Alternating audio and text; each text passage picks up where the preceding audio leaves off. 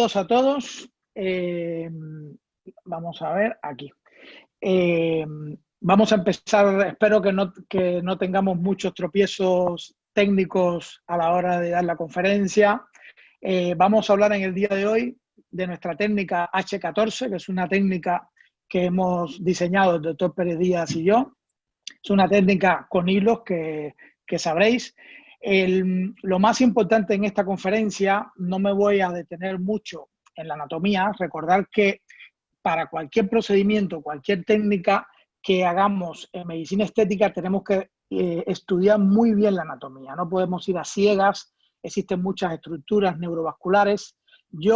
Si nos ponemos a hablar de anatomía, estaríamos toda una tarde, noche y varios días hablando incluso de temas anatómicos. Voy a centrarme en lo más fundamental para el tema de los hilos. Y como no es una técnica que lleve, que sea con hialurónicos, va a ser solamente con hilos. Vamos a centrarnos sobre todo en las estructuras neurovasculares, que son las más importantes. Voy a hacer un pequeño inciso, sobre todo en la parótida, en el conducto parotidio, porque al revisar la bibliografía que preparamos para hacer esta conferencia, vimos que es más frecuente de lo que pensamos el romper este conducto, y además algunos compañeros que nos han comentado a veces complicaciones en los congresos, pues me parece que no es tan frecuente esta complicación. Entonces, me voy a detener sobre todo en... Aquí tenéis la vascularización y sobre todo la inervación nerviosa de la garra, ¿vale? Está en amarillo. Me voy a detener sobre todo en esta rama que es la cigomático-facial, que va a ir por debajo del ligamento cigomático y se va a superficializar sobre todo en esta zona de aquí. Entonces, para evitar pillarla cuando vayamos a hacer esta zona con los hilos, vamos a realizar unas líneas, perdón, que se me va. Vamos a hacer unas líneas desde el trago hacia la ceja y otra línea que va desde el trago a un punto que está a 1,5 centímetros de la línea anterior. Así que esta va a ser nuestra zona de peligro. Y yo os recomiendo que siempre dibujen esta línea cuando vayan a hacer esta técnica para evitar pillar este nervio. ¿Vale? Entonces, en la parte anatómica me quiero dedicar sobre todo a las estructuras de sujeción, que son las estructuras donde vamos a anclar nuestros hilos, ¿vale? Las estructuras de sujeción son los ligamentos, que son como unas columnas que, a diferencia de cómo están representadas aquí en esta tarta, no van a llegar desde abajo hacia arriba. Vamos a ver que clásicamente existe una clasificación, que es la clasificación de Mohs, que es la más famosa, la que ha perdurado, han habido muchos intentos de clasificaciones, mucha nomenclatura que luego veremos, mucha confusión, pero la clasificación de Mohs es la más aceptada, la cual existen ligamentos verdaderos que van desde el periostio hacia la dermis, y lo que son los osteocutáneos, y los ligamentos que son los fasciocutáneos, que van de la fascia hacia la dermis. Entonces, básicamente ya veremos que esta clasificación no es tan así. No, hay ligamentos verdaderos que parecen falsos, hay falsos que parecen verdaderos. Eso lo iremos viendo a lo largo de la conferencia. Lo más importante que quiero que os quedéis de la parte anatómica es los ligamentos que van a interesar en esta técnica, que sería el orbicular. Tenemos el ligamento cigomático, tenemos el ligamento massetérico, tenemos el septum mandibular, el ligamento mandibular, el septum temporal superior, el septum temporal inferior, que me va a dividir la región temporal superior del compartimento temporal superior del compartimento temporal inferior.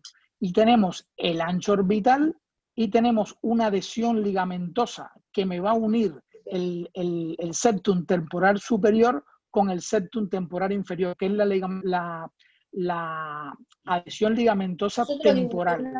Y luego, unido a esa, que me va a unir esta adhesión ligamentosa temporal, hay otra adhesión al lado, que es la adhesión supraorbital. Lo interesante de esta supraorbital es que está entre la adhesión ligamentosa temporal y el origen del corrugador, el músculo corrugador. Por eso, como veis, todas estas estructuras fibrosas están unidas entre sí. Por tanto, cuando reposicionamos todas esas estructuras, por ejemplo, este septum temporal inferior, pues vamos a alar todas y entonces vamos a lograr, por eso es que vamos a lograr un lifting de la ceja, ¿vale?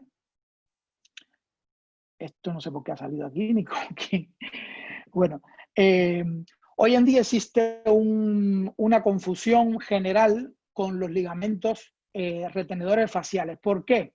Porque inicialmente pensar que los ligamentos fueron descubiertos por los primeros anatomistas, les dieron una nomenclatura, les dieron un nombre y con los años fueron redescubiertos por otros y fueron dados con otros nombres. Conclusión, que hoy en día se habla en la literatura internacional, en cualquier estudio que ustedes lean sobre ligamentos, van a ver que utilizan esta nomenclatura indistintamente, tanto la moderna como la antigua. Y digo moderna y antigua porque básicamente no hay un consenso que logre decir con cuál nos quedamos. Entonces vais a ver en muchos artículos que hablan del ligamento retenedor orbicular y el ligamento orbitomalar, a veces como si fueran dos estructuras distintas, cuando es la misma estructura que fue llamada inicialmente de una manera y que fue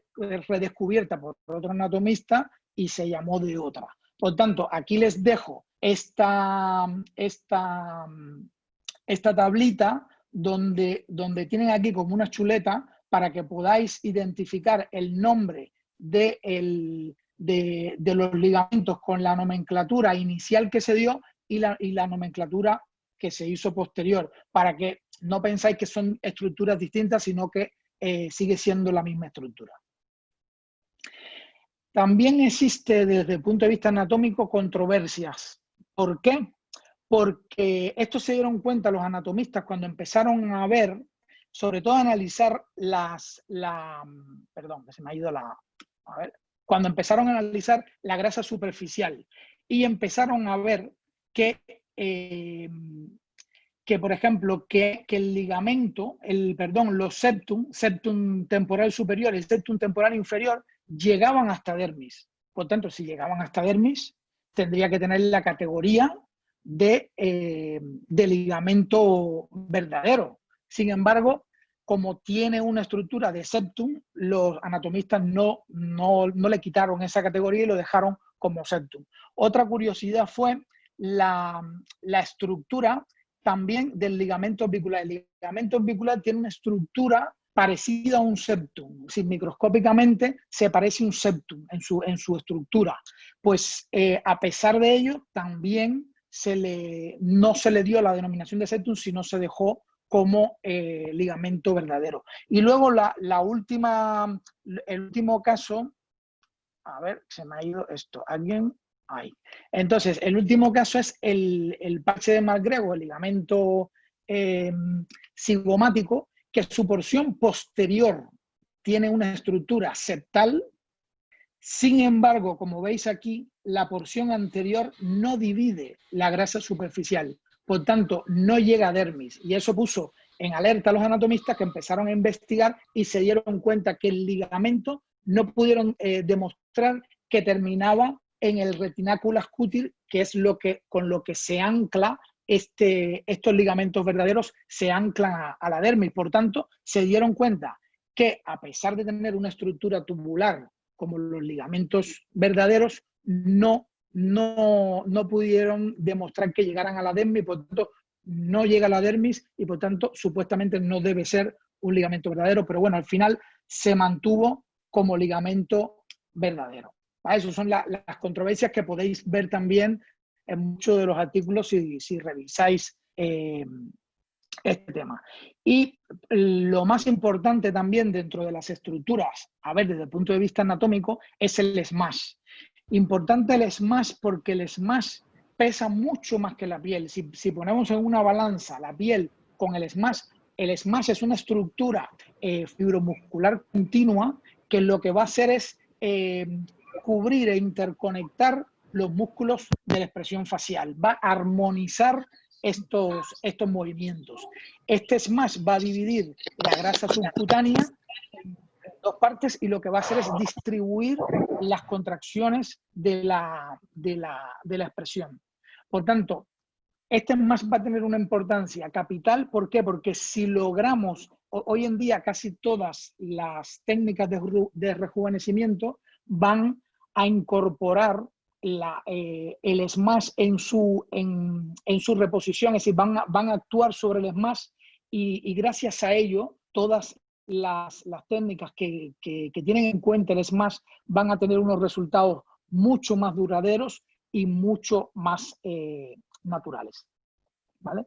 Entonces, vamos a ver que el smash se continúa hacia arriba con la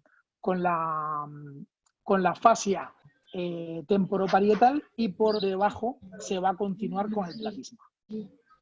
También importante, cuando hablamos de los dos compartimentos temporales, hay una gran diferencia entre los dos. Vamos a ver que en el compartimento temporal superior va a ser una zona que no va a haber tanto paquete vasculonervioso, sin embargo, el compartimento temporal inferior va a ser un compartimento un poco más peligroso porque van a haber más estructuras neurovasculares. Quiero hacer también un acápite aquí, que es que el tejido celular subcutáneo a este nivel, tanto compartimento temporal superior como inferior, va a ser más exiguo, todas las estructuras van a estar más compactadas y sin embargo en el tercio medio inferior de la cara pues va a haber mucho más tejido celular subcutáneo. Para cualquier técnica de rejuvenecimiento tenemos que hablar también de las teorías del envejecimiento facial. Hay que tenerlas en cuenta porque precisamente... Iván, permítame, antes que empieces con las teorías del envejecimiento, y quiero que quede claro un poco para... Espérate, que te han silenciado. Ahí. El smash es una estructura que pesa muchísimo más que la piel, ¿vale? Nosotros hemos buscado en todos los libros de texto y se habla que el smash más fuerte, que es el smash superior, que en realidad no se considera como un smash, se considera como parte de los septos, ¿vale? Porque continúa con efecto, ¿vale? Es el smash donde se puede apoyar las cosas. Las teorías del smash movible, los smash fijas, más quirúrgicas, porque son teorías que dependen más de donde podemos cortar e insertar, y de eso podemos hablar otro día, porque existen 5 formas quirúrgicas de actuar en la forma de las más, sobre todo los más. Chicos, no habléis y no nos entendemos. El SMAS, donde está la forma parotidia, entonces, son zonas muy movibles, ¿vale? Y hasta ahora, todo lo que se ha intentado a nivel de relleno de hilos, ¿vale? Si no hay una sujeción superior, lo único que vamos a conseguir es que en esa zona haya un desplazamiento entre los 3 y los 4 meses a posteriori del tratamiento. Por eso es que esas teorías del SMAS movible, el SMAS fijo, es totalmente cierta, ¿vale? Lo que siempre, cuando vamos a tratar a ese SMAS más inferior, tenemos que tratar el SMAS superior. Por eso es nuestra conferencia del H14 y de la importancia de tratar toda la estructura como un todo. Y perdona, Doc, te dejo. Pensar también que el SMAS lo que va a hacer es precisamente un músculo de la mímica se mueve, entonces el SMAS lo que va a hacer es amplificar, armonizar ese movimiento. Por tanto, si nosotros lo que hacemos es reposicionar ese smash, además de las demás estructuras, estamos moviéndolo todo en bloque. Entonces, el resultado va a ser mucho más duradero porque estamos reposicionando una estructura que pesa mucho más que la piel y además, aparte de ser el resultado más duradero, el resultado va a ser mucho más natural y mucho más armónico. Entonces, seguimos con la teoría gravitacional. Aquí voy a pasar muy rápido, ¿vale? Tenemos los ligamentos, que es una de las estructuras importantes que vamos a tratar, el smash, y además tenemos los músculos, los elevadores y los depresores. Luego, importante, la pérdida de volumen. La gravitacional fue una de las primeras teorías que aparecieron en el mundo. Luego apareció la pérdida de volumen. Realmente es una combinación de ambas, no son excluyentes, pero realmente la pérdida de volumen se llega sobre todo a una remodelación ósea, al tejido conectivo también, los músculos y también la depresión de los compartimentos grasos profundos. Entonces, el leitmotiv precisamente de esta técnica es reposicionar el smash, reposicionar todas esas estructuras, incluyendo los ligamentos y los septos, y anclándolas en estas estructuras que son estructuras firmes. Recordad que los ligamentos son, sobre todo los ligamentos verdaderos, son como un árbol, son unas estructuras fuertes que van desde el hueso hacia la dermis. Entonces, estas estructuras, los nervios van a ir resguardadas dentro de estas estructuras. Imagínense un nervio que tenga que subir desde la profundidad hacia la superficie, pues aprovechan estos árboles y como una serpiente van por estas estructuras subiendo, estas estructuras que son fijas. Si un nervio tuviera que superficializarse en medio de la grasa, en medio de cualquier zona que sea movible, tuviéramos una paresia cada 2x3. Entonces, utilizan estas estructuras para poder superficializarse sobre algo que está fijo, algo que no se mueve, por lo tanto, están más resguardadas. Además, estas estructuras para los cirujanos son muy importantes porque sirven como zonas de alerta, como marcadores quirúrgicos para evitar precisamente seccionar a una estructura esta neurovascular. Entonces, ese va a ser el leitmotiv de esta conferencia. Importantísimo porque el smash a partir de los 60 años va a ir disminuyendo. Aquí esta diapositiva que nos las ha hecho un pintor que tenemos en la clínica. Vamos viendo cómo a partir de cada década va a ir descendiendo ese smash. Por tanto, tenemos que tomarlo en cuenta y reposicionarlo. ¿Vale? Entonces, muy importante, como cualquier técnica, la selección del paciente. Tener en cuenta la edad, el estado de los tejidos. Importante el estado de los tejidos porque un tejido que esté desvitalizado, un tejido que tenga mal el colágeno, pues tenemos que recolagenizarlo, como veremos a posteriori. Y una de las cosas más importantes que hay que tener en cuenta a la hora de la selección del paciente es la adicción social. Es decir, hay pacientes, esto es una técnica de hilos, y hay pacientes que rechazan los hilos porque le tienen miedo, porque son pacientes que han visto el proceder por internet, entonces dicen que son unas agujas así muy grandes, entonces le cogen miedo a los hilos. Además hay pacientes que no quieren hematomas, no quieren inflamación, por tanto rechazan totalmente los hilos. Entonces, a pesar de ser una paciente de hilos, hay que decantarse por otras técnicas como puede ser el septum lift, que lo explicará el doctor Pérez Díaz dentro de una semana por esta misma plataforma.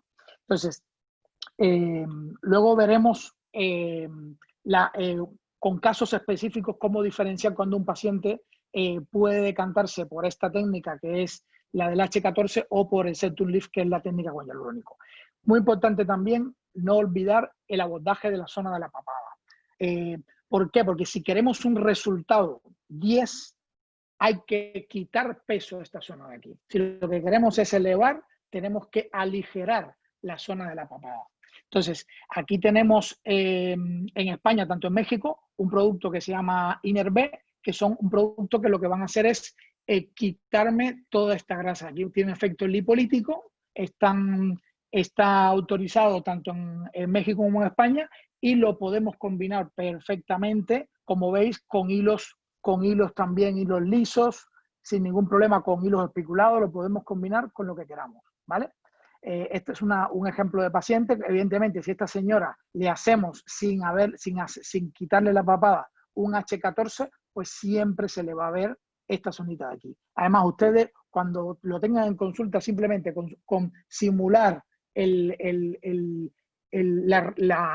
reposicionamiento con los hilos, si ven que le queda esta zona con grasa, pues evidentemente hacerlo primero, ¿vale?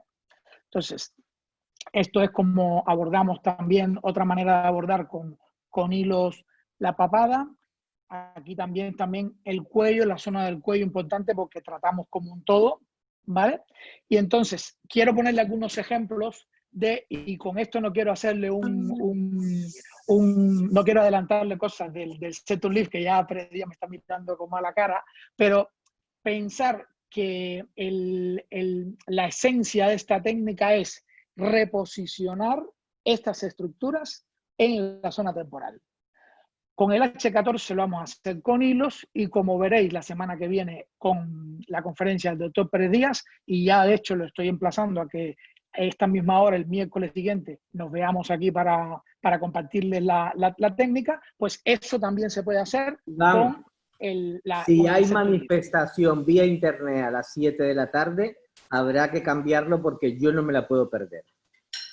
Bueno, no importa, pues, que estén atentos en nuestras redes y que siempre sabrán a la hora que, por fin, porque tampoco tenemos confirmación de IT Pharma de la participación. Entonces, voy a poner algunos ejemplos para que, sobre todo, para que sepáis, porque lo más importante, que nosotros además insistimos mucho cuando los pacientes vienen, cuando los médicos vienen a nuestros rotatorios en nuestras clínicas, es enseñarles el diagnóstico y sobre todo cómo que ellos logren, lo más importante es saber qué es lo que vas a hacer. Es decir, este paciente, qué técnica le vas a hacer. Si le vas a hacer un H14 o le vas a hacer un septum lift. Entonces, tenemos aquí a Jonathan Rhys, que a mí me encanta como actor, y este chico es el típico chico con caritas chupadas, que este chico, como veis aquí, tiene una atrofia importante en la zona temporal, pues este chico es más candidato de hialurónico que de hilo. Por tanto, este chico yo le haría un septum lift, ¿vale? Entonces, esto lo veréis en la próxima semana, pero es un poco para que veáis la diferencia entre una técnica y otra. Donald Trump, este hombre está para hacerle un lifting, no para hacerle ni siquiera este hombre le llega a usted a la consulta y directamente, yo sé que más de uno le cortaría la cabeza, pero vamos a ponerlo como ejemplo. Desde el punto de vista científico, este hombre está para un lifting. Es importante también saber nuestras limitaciones y hasta dónde podemos llegar. Entonces, hay que ser honestos y en determinados casos que veamos como él, que tiene un descolgamiento importante del cuello, pues un descolgamiento general con una atrofia, este hombre necesita un lifting, ahí ni H14 ni nada. Judy Dench, me encanta. Ella, lo mismo, zona temporal, ves que es una paciente que a pesar de que podéis hacerle un H14, pero la veo más de septum lift. ¿Qué te parece, Pérez Díaz? No te oigo, no te oímos. No se te oye. Hay una cosa muy importante y tenemos que abordar los pacientes como un todo, ¿vale? Entonces, y volvemos a lo mismo, y decir, la gente que nos conoce trabajar sabe que trabajamos con los buenos productos que existen en el mercado y lo sabemos con una forma especial. Pacientes como ella, ¿vale? Podríamos tener 3 abordajes diferentes. El abordaje primero sería que me diga, no quiero estar muy hinchada, no quiero tener hematomas, no quiero pasar por nada, pues sería una indicación de un septum lift con muy buen tratamiento. Hay una cosa muy importante, y yo creo que es la nueva corriente en la estética, ¿vale? Que es empezar a abordar la casa desde donde se cae, ¿vale? Las casas se caen desde los cimientos, nuestra cara se cae desde aquí. Desde que somos pequeños, nuestra glabela se va formando, se va transformando y va haciendo la formación de nuestra cabeza. Ese es nuestro primer paso. Y nuestro segundo paso es los compartimentos grasos superiores que se van atrofiando y que han sido los grandes compartimentos grasos olvidados, ¿vale? En pacientes como esta, bueno, la primera opción sería, vale, le hago un septum lift. La segunda opción sería, vamos a relaxarse, vamos a crear una estructura de sostén en esa cara, dígase Natural B, dígase hilo recolagenizante o dígase un recolagenizante. Y desde aquí, digo, la hidroxiapatita de calcio no es un recolagenizante.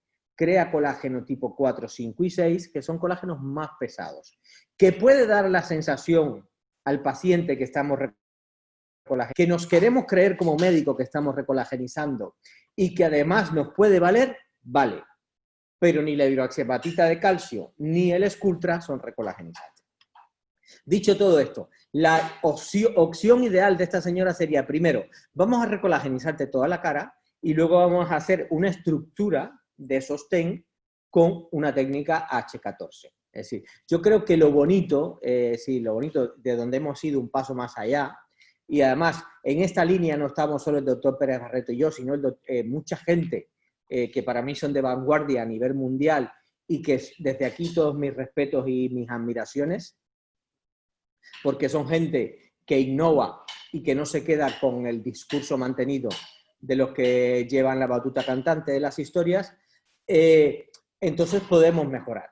Está claro que la primera opción, un lifting. Si no se quiere operar, un septum lift. Si no quiere tener hematoma, es decir, un septum lift. Y si quiere tener un resultado intermedio entre un lifting y un septum lift, pues ahí trabajaríamos un H14, ¿vale? Y yo creo que lo bonito de estas dos técnicas que estamos hablando hoy en día, ¿vale? Que hasta ahora, es decir, la zona gran olvidada, no es la zona temporal, es la zona temporal superior, ¿vale? Es ese compartimento graso superficial, que es el único compartimento graso que deberíamos tratar con los años para tener un buen. Dicho esto, doctor, le dejo continuar. Vale, te quería poner este caso porque hay muchísimas veces nos vienen a consulta pacientes que son puramente de H14, pero la paciente te dice bajo ninguna circunstancia que no se va a poner hilo porque le da miedo, porque no quiere inflamación, no quiere hematoma. Entonces vamos a tener que hacer un septum lift. Pero a veces sí es al revés. Es una paciente más de septum lift, pero viene en su cabeza porque ya han visto los hilos y cuando el paciente viene en su cabeza tiene metido un tratamiento, lo quiere, a veces ni explicándole ni dándole las indicaciones puedes cambiarle la forma de parecer. Russell Crowe, pues lo mismo, cara pesada, la típica cara de H14, es una cara pesada, una cara que como veis aquí, meterle hialurónico, nanay, es una cara que es de hilo, la cara pura de hilos y que no tiene discusión. Este hombre es de H14 sí o sí o sí o sí. No cuando era más joven, esto es una carita que perfectamente puede ser de septum lift, perfectamente, porque no era cara que yo quisiera tener. Que muchas veces, fíjate que en la misma persona con dos edades distintas pueden ser partidarias de una técnica u otra. De todas maneras, el septum lift no quiero adelantarles nada, pero les va a ayudar mucho a que estos conceptos para que luego la semana próxima puedan integrar las dos conferencias sin ningún problema. Y Gloria Trevi, septum lift, sí o sí o sí o sí o sí. De la misma forma que el anterior, que Russell Crowe actual es de H14, ella es de septum lift seguro. Ana Gabriel, H14, carita gordita. No me estoy refiriendo a carita redonda. Vais a ver que en México, por ejemplo, tenéis muchos pacientes con caritas redondas, pero sin embargo, pieles que no son pesadas, que tú haces así y levantas y son pieles que a pesar de ser caritas redondas, con el septum lift suben perfectamente con el hialurónico y no hay necesidad de recurrir a un H14, ¿vale? Norma Angélica, Delia en la Casa de las Flores, H14, fijo. No olvidarse de la papada. Buenísima. No olvidarse de la papada para que tengáis un resultado 10 y sobre todo duradero, porque tenéis un peso ahí que va tirando hacia abajo. ¿vale? Entonces, vamos directamente a la técnica, vamos a entrar en la técnica. Hay que diferenciar dos bloques fundamentales, y yo tenía escrito anteriormente sesiones, y no voy a hablar de sesiones porque a veces para recolagenizar tenemos que hacerlo en una, dos o tres sesiones, depende de lo que utilicemos. Entonces, el primer bloque sería el de recolagenización. Estamos hablando de estructuras que han perdido, que tienen flacidez, la misma flacidez que encuentran en el tercio inferior y tercio medio de la cara es la misma flacidez que encontraréis en la zona temporal. Por tanto, tenemos que recolagenizarlo todo, y ese es uno de los mayores problemas que se enfrentaron los primeros médicos estéticos cuando empezaron a utilizar los hilos tensores, que se le caían porque enganchaban el hilo a una zona que estaba desvitalizada, por tanto, se le caía enseguida, ¿vale? Luego, el segundo bloque ya es el bloque puro y duro de la técnica donde utilizamos los hilos tensores.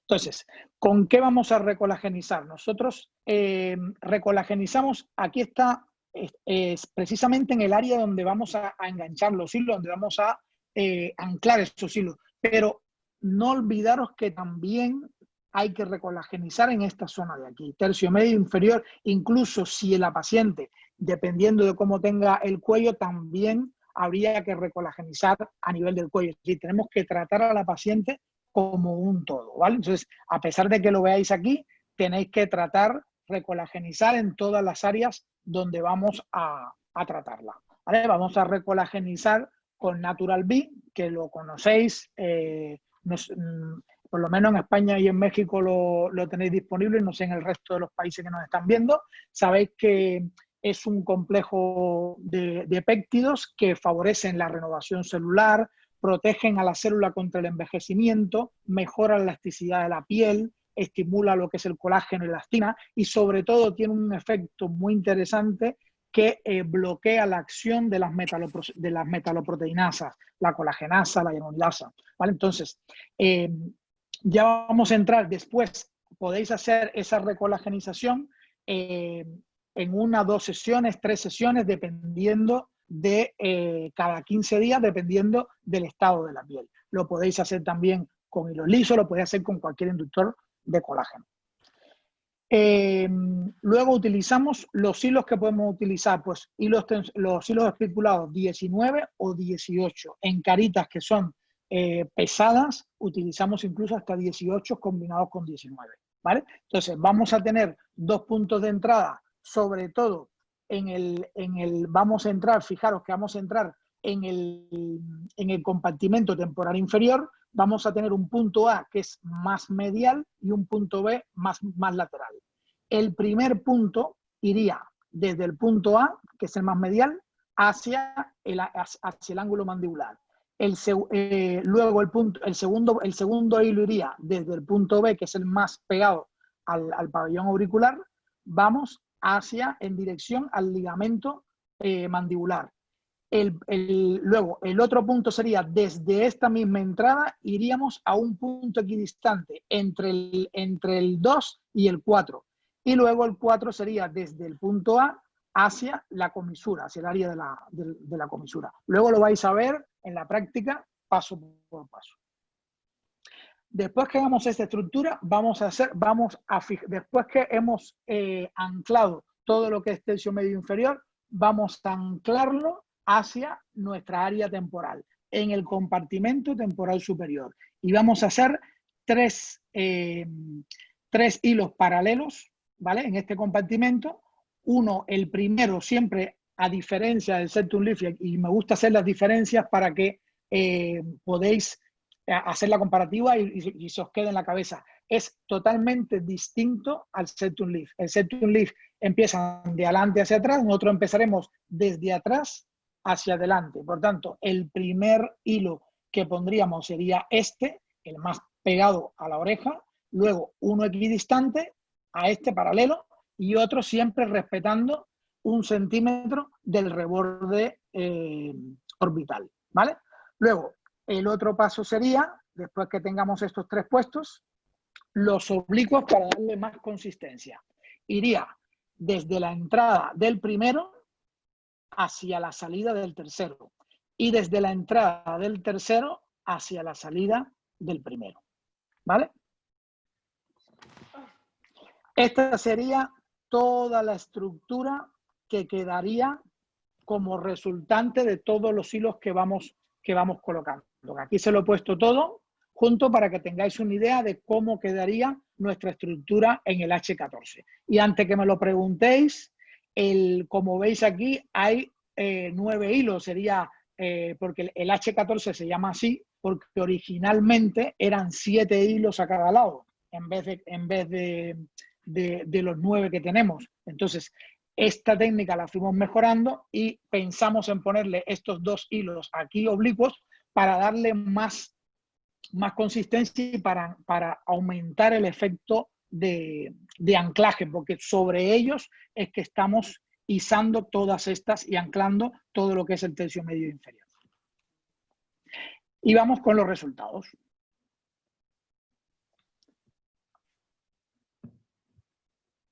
Esta sería la técnica. Vamos a ver si funciona el vídeo. Perfecto. ¿Vale? Importante, en la anestesia, voy a ir parándolo porque va un poquito rápido. Vale, importante aquí en la anestesia es que utilizamos mezcla de epinefrina con adrenalina. Entonces, mi consejo es que ustedes preparen la propia mezcla. Lo digo ¿por qué? Porque hay que ser generoso a la hora de poner la anestesia. El paciente se va a inflamar por la propia anestesia, pero es importante hacerle una buena anestesia para que el paciente esto no lo sufra como un trauma. Entonces, si ustedes utilizáis las mezclas que ya viene la adrenalina puesta, podéis, al ponerle tanto, podéis cometer el riesgo de ponerle mucha cantidad de adrenalina. Y si es recordad que nuestros pacientes no todos son jóvenes, hay pacientes que son mayores, entonces pueden tener arritmias, se marean, le dan taquicardia. Entonces hay que intentar controlar el tema de la adrenalina. Antes que continúes, todos los que nos estáis viendo en España son las 8 de la tarde. Esta hora nosotros damos un aplauso para las únicas personas que se lo merecen, que son la gente que está al frente de esta batalla, no nuestros políticos que nos han dejado solos frente a este virus. Entonces, les pido a todos que solo un minuto vamos a dar un aplauso para esos sanitarios que están dejándose la vida. Somos el país del mundo donde más sanitarios hay contaminados, ¿vale? Así que vamos a parar un momento y vamos a darle un aplauso a esa gente y seguimos. Desde que se lo digo, un foro médico. El aplauso para los médicos y no a los políticos que nos han dejado solos.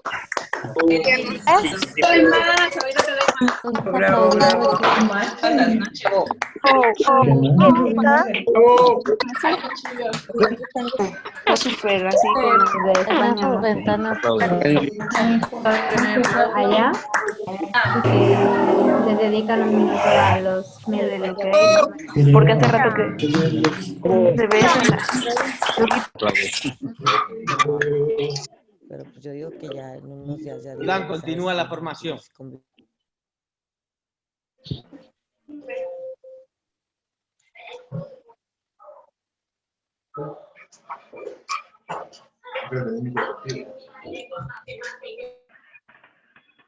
Iván, puedes continuar.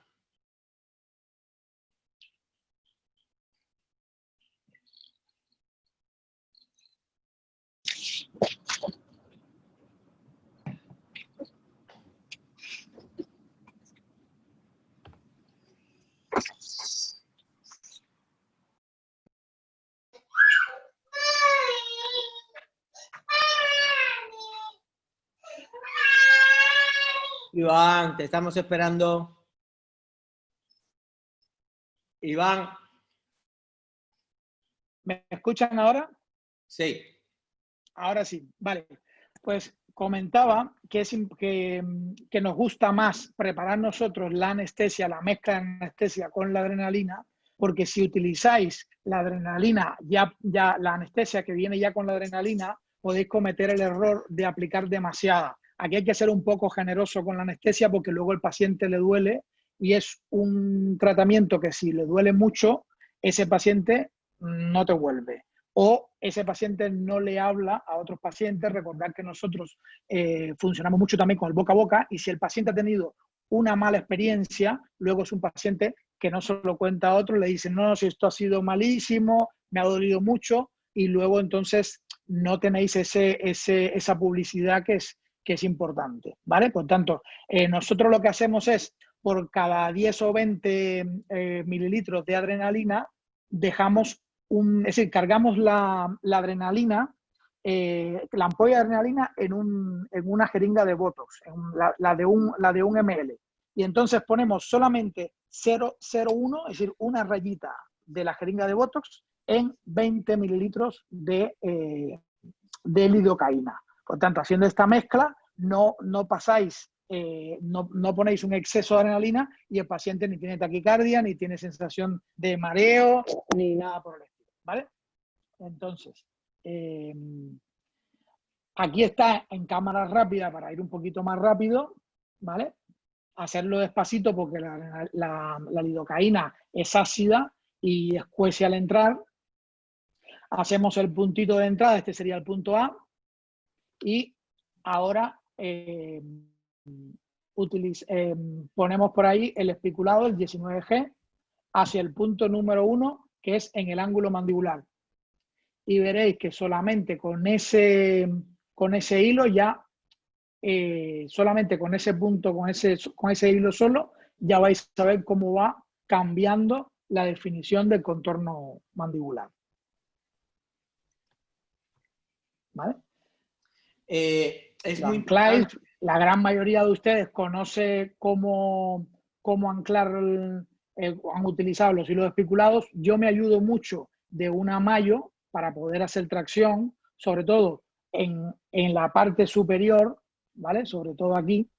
Y hay que tener un poco en cuenta también que cuando trabajen en la zona del cuero cabelludo, tener cuidado para diferenciarlo. A veces cuando son muy de pelo negro como él, pues se puede confundir. Aquí no hay que aplicar no hay que dar ni antibióticos, ni hay que dar ninguna desinfección más que la normal que utilizamos nosotros en consulta, ¿vale? Que aquí no hay que rapar al paciente ni nada por el estilo. Los hilos los PDO son antibacterianos, ahí no hay ningún peligro. Si tenéis las normas de antisepsia y asepsia normal, que se trabaja en todas las clínicas, no tenéis por qué tener ningún tipo de complicación. Ahí iría el segundo, desde el punto B, ¿vale? Luego, el tercero iría por este mismo punto de entrada. Nosotros no, siempre esto tenéis que personalizarlo a cada paciente, ¿vale?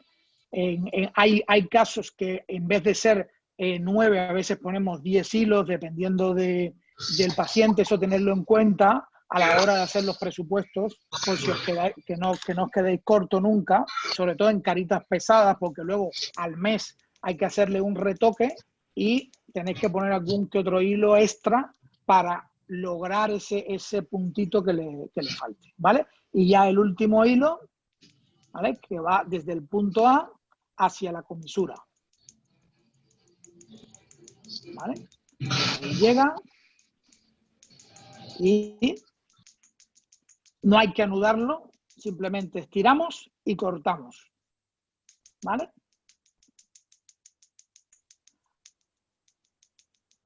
Ahí no hay que anudarlos ni nada, simplemente cortamos antes de empezar con los de arriba. Yo aquí en el congreso evité cortarlos para que tuvieran un punto de referencia y supieran cómo van los de arriba. Pero yo les aconsejo que para que puedan liberar la piel y los de arriba puedan pasar sin ningún problema, que cortar estos 4 hilos para que no tengáis ningún problema, ¿vale? Aquí le he tenido que poner un puntito de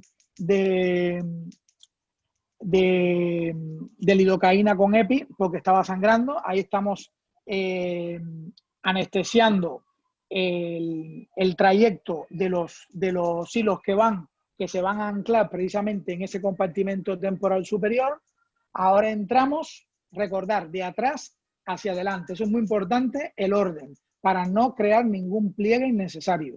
Aquí el orden es muy importante porque si no, creáis unos pliegues que luego después es más difícil de corregir. Entonces, de detrás hacia adelante. Eso sí es importantísimo que lo tengáis en cuenta, ¿vale? Y siempre cortar estos hilitos de abajo. No lo dejáis ahí, no lo dejáis afuera porque si no, tira las capas inferiores, la piel hacia las capas inferiores y no dejáis libre el espacio, el subcutáneo, para que los hilos, para que las cánulas se puedan desplazar por ahí, ¿vale? Ahí ponemos el primero. Anclamos, sacamos la cánula y lo alamos con la mallo. Ahí ponemos el segundo, ¿vale? Ayudándonos siempre del índice del pulgar, haciendo como un pequeño pliegue para levantar un poquito más la piel y mantenernos en el espacio subcutáneo. Pensar que esta zona de aquí, los tejidos están más compactos. El grosor del tejido celular subcutáneo es muy, pero muy inferior al de los tercios medio inferior. Por tanto, para evitar ningún problema, ayudaros siempre del dedo índice e inferior. Vamos al tercero, respetando siempre la separación de por lo menos 1 centímetro de todo lo que es el contorno de la órbita. Ahí ponemos el tercero. ¿Ves cómo va por aquí abajo? Hasta aquí llega. ¿Vale? Y ya entonces quitamos la cánula y lo alamos con una mallo. Siempre con una mallo. Y ahí es donde yo les digo que tenéis cuidado porque veis aquí no se distingue prácticamente lo que es el pelo y lo que es el hilo. Sobre todo en estos pacientes de pelito negro. No sé si estarán oyendo todas las ambulancias y las ambulancias, no, las policías, que tenéis un follón allá afuera, que los vecinos están aplaudiéndolos a ellos. Entonces, vamos desde la entrada del hilo 1, del hilo número 1, hacia la salida del hilo número 3, este oblicuo. Para que no se les olvide, desde atrás hacia adelante. Por tanto, este oblicuo va primero, porque va desde atrás hacia adelante. ¿Vale? Entonces, aquí está el resultado. Luego faltaría el otro, porque sin querer le he dado a cortar el vídeo. Iría el otro que vendría desde la entrada del 3 hasta la salida del 1. Y aquí está el resultado inmediato. Este resultado, evidentemente, el paciente está inflamado, el paciente está hinchado. Nosotros tenemos una máquina llamada MEI, que es de Laboratorios NACUA, con la cual son corrientes diatérmicas que lo que hacen es hacer un drenaje linfático. El paciente se va perfecto de la clínica. Aquí estamos en un congreso, no tenemos todas las cosas que tenemos en la clínica, pero veis que cómo se mejora la definición del contorno mandibular, la definición del pliegue nasogeniano, la línea de marioneta, cómo aumenta, hace un lifting de ceja, cómo se reestructura, cómo se levanta toda la carita hacia arriba. Luego veremos otros ejemplos. Esto es un efecto inmediato. Evidentemente, esto baja un poquito, el paciente está inflamado y queda mucho más natural, ¿vale? Aquí esta es otra imagen oblicua, ¿vale? Luego, este es otro paciente que no nos ha dejado poner la cara completa. A medida que vayamos haciendo esta técnica y que nos firmen el consentimiento, pues podemos ponerlos en redes para que ustedes vean otros casos. Tenemos otra chica, ¿vale? Mirar cómo mejora el pliegue nasogeniano y la línea de marionetas, además del contorno, cómo levanta toda la carita, ¿vale? Esta tampoco nos dejó poner de aquí hacia arriba. Luego, esta doctora se puso como paciente en la masterclass que dimos en Ciudad de México, ver cómo ha mejorado el pliegue nasogeniano, la línea de marionetas, cómo ha mejorado el contorno, ¿vale? Siempre, evidentemente, la ceja, esta paciente ya llevaba botox, esta paciente ya llevaba Botox. Entonces, siempre que vayáis a hacer un H14, tener en cuenta otras técnicas si vais a hacer. Por ejemplo, si vosotros vais a hacer Botox, hacerlo siempre antes del H14, para ver hasta dónde levanta la ceja. ¿Vale? Eso hay que tenerlo en cuenta. Y si vais a hacerle ojeras a la paciente, siempre hacerlo a posterior, después. ¿Por qué? Porque al elevar todas las estructuras, indirectamente estáis mejorando la ojera. Por tanto, siempre que tengáis, que habéis hablado con el paciente quiere mejorar el tema de la ojera, pues decírselo que mejor valorarlo después que terminemos con la técnica, después que terminemos con el retoque del H14. Aquí tenéis importante Iván, también favor, pensar. hay una pregunta muy importante que no hemos comentado, que nos pregunta nuestra gran amiga y adorada, la doctora Karina, si usamos el mismo largo de hilos para todas las zonas. Depende, vamos a ver, hay médicos que tienen diferentes, depende de los hilos que tenéis en cada país, depende de... Lo importante es el tema del grosor y evidentemente nosotros utilizamos unos 19G por 90, que es lo que utilizamos nosotros. Entonces, hay gente que tendrá, depende de los que tengan en cada país. Nosotros, como nos cuesta lo mismo, no tenemos distinción en cuanto a la medida, pues nosotros lo utilizamos indistintamente. Lo que sí tenemos en cuenta es el tema del grosor, que a veces utilizamos 19G y otras veces 18 en caritas que son muy pesadas, los combinamos, ¿vale? Entonces, aquí esta señora se ve el ojito un poquito cerrado. Tener en cuenta que aquí ponemos mucha lidocaína, por lo tanto, se filtra sobre esta zona, anestesia y entonces le cierro el ojo. Eso hay que advertírselo al paciente para que el paciente luego no tenga miedo, no diga, doctor, que usted me ha tocado un nervio en el ojo. No, eso es normal, hay que explicárselo al paciente para que no se asuste. También hay que explicarle al paciente que importante que pensar que estos hilos van en el tejido celular subcutáneo a este nivel, sobre todo compartimento temporal inferior y superior. Ese tejido celular subcutáneo está muy delgado, todas las estructuras están más compactas. Por tanto, la inflamación que va a provocar de cuerpo extraño este hilo se va a transmitir a todas las capas inferiores de esta zona. Por tanto, los nervios que van a estar ahí se van a ver un poquito implicados, es decir, va a haber una sensibilidad especial en esta zona. Y eso es importante que se lo avisen al paciente, porque cuando el paciente sobre todo se toca, sobre todo cuando el paciente está durmiendo, esos primeros días, esos primeros hasta 7 días, entre 5 y 7 días, cada vez que el paciente se gira, el paciente se va a despertar con dolor. Entonces, analgesia, y yo particularmente le recomiendo al paciente que duerma esos primeros días, esos primeros 5 o 7 días, que duerma a 45 grados unos almohadones para evitar moverse por la noche y ponerse de lado y entonces despertarse con sensación de dolor, ¿vale? Entonces, esto es importante que se lo expliquéis para que después no le diga al paciente, no le llame, no le colapse el teléfono de la consulta diciéndole que le duele la zona, que le has pillado un nervio, cosas así, ¿vale? Entonces, importante también porque a esta paciente también al recolocarle toda la zona, esta paciente le falta mentón. Entonces, claro, al recolocarle toda la zona se hace mucho más evidente la falta de mentón. Y esto esto es muy frecuente en México. Entonces, tenerlo en cuenta porque yo a esta paciente, además de hacerle el H14, como veis aquí, le puse un poquito de mentón, ¿vale? Con hialurónico. Eso también podéis hacerlo en la misma acción sin ningún problema, ¿vale? ¿Veis? El efecto inmediato, ponerle siempre hielo porque todos los trazos que hacéis con la anestesia, pues esa zona se queda edematizada, ¿vale?